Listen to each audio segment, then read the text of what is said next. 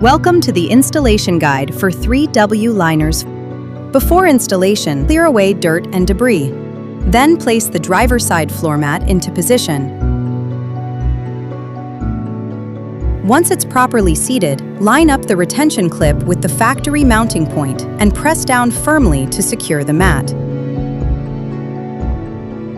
Now, repeat the same process for the front passenger side. Position the mat carefully and make sure all edges sit flush against the floor for a clean, custom fit. Tuck the right edge under the plastic trim.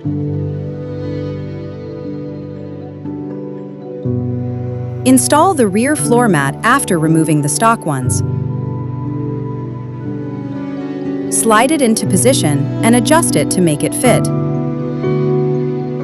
Ensure the mat lays flat and covers the rear floor area evenly. Finally, place the trunk mats into the trunk. Make sure to align all the edges carefully to get maximum protection from 3W's floor mat.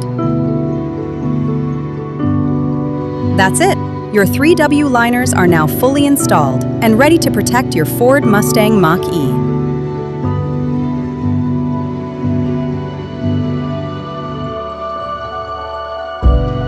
Thank you for watching.